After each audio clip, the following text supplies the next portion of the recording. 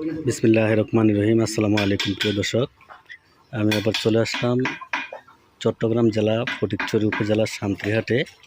তো এখানে একটা 10 ঘন মিটার একটা বায়োগ্যাস প্ল্যান্টের কাজ চলমান।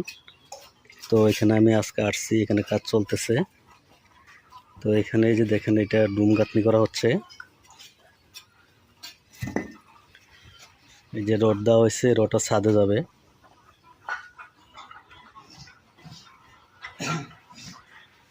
একটু একটু ডুম গাঁথনিটা দেখেন, 3 ইঞ্চি কিভাবে গাঁথনি করা লাগে।